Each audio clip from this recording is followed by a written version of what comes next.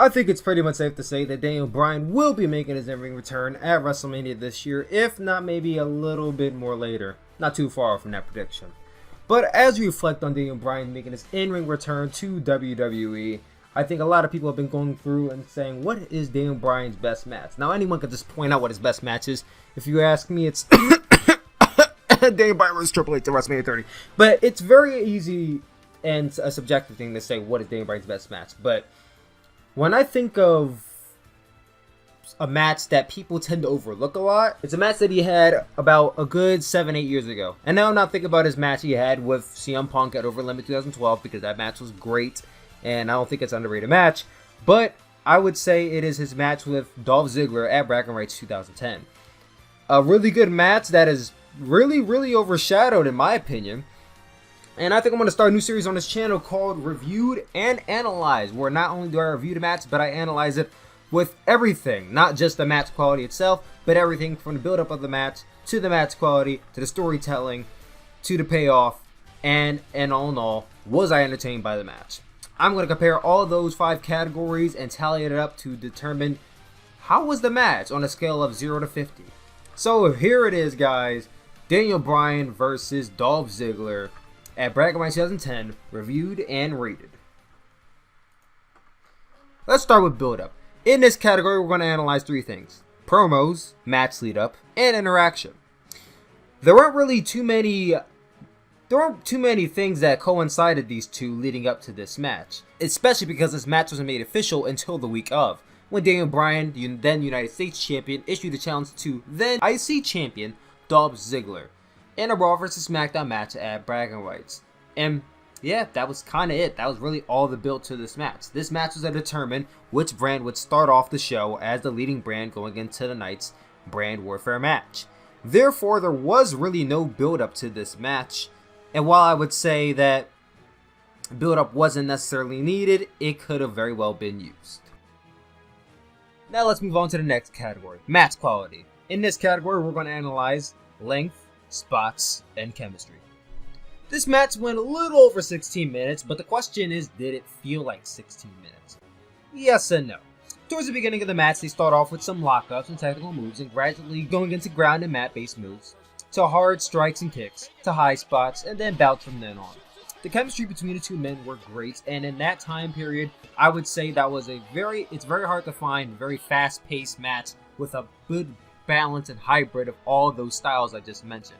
It's very hard to find that kind of stuff in that time period of 2010 when a lot of wrestlers, I wouldn't say were slow, but more so weren't agile and just that fast. Let me just say that. Daniel Bryan and Dolph Ziggler would be considered fast-paced wrestlers. And at this point in time, you would say this was a high-level match, and while I can't say at this point in time now that I would consider it a 5-star match, I do consider it very much up there. The next category is storytelling. In this category, we're going to analyze psychology, commentary/crowd, and emotion. The psychology between Daniel Bryan and Dolph Ziggler was really good. Both men gelled greatly with each other's styles, Daniel Bryan being a hard, striking submission specialist, and Dolph Ziggler being a showboater who can make anyone look good while making himself look $1 million in the process. And it made for some great spots. The crowd was into the match, and while I can't say the crowd was super invested in everything they did, because on one side, aside from bragging rights, there was really nothing at stake, so they really didn't have anything to sink their teeth into other than, hey, it's a match for you guys to watch. They did come alive for the big spots, which is a good thing. Commentary, however, it was good, but at the fault of there being a lot of joke cracking on Vic Guerrero and Dolph Ziggler. And this was a common theme during matches with Dolph Ziggler and Vicky Guerrero. You, of course, at this time were used to it, but watching it back, it was very obnoxious at some points. Especially when you were trying to get invested and focused in the match, and then you have Jerry Lawler saying stuff like, I just noticed Vicky Guerrero can obviously hear you two talking. She comes to her ears. When she claps, her arms jiggle. I love Vicky's smile, don't you? It's beautiful. Yeah, it's an orthodontist dream. Oh, man, I can't believe you guys get on Vicky like you do. I heard she got hit by a car once because the driver said he didn't have enough gas to go around her.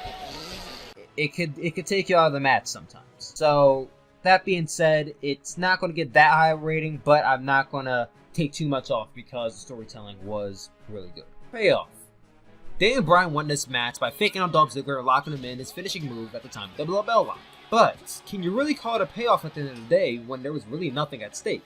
Hell, the only advertised interpromotional match that really mattered on the Bragging Rights pay-per-view was the Bragging Rights match itself, which Team SmackDown won. So while it was a clean sweep for SmackDown, which was all in all only 2 matches that were presented to us, nothing much came of this after that. Daniel Bryan went on to doing his thing on SmackDown, and Dolph Ziggler went on to doing his thing on Raw. So there really wasn't much of a payoff to this.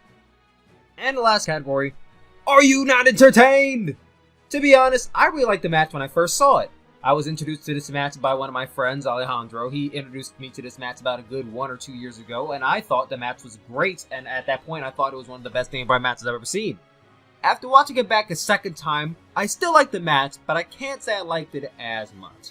Yes, it was a really good match, and in my opinion, it is the most underrated Daniel Bryan match we have, but strip away all the rest holds in this match, and you only have a little bit over a half the length the match actually was. I don't know if I would watch this match back again, but like I said, I still do really like this match, and I would recommend it to many people who want to see a good Daniel Bryan match.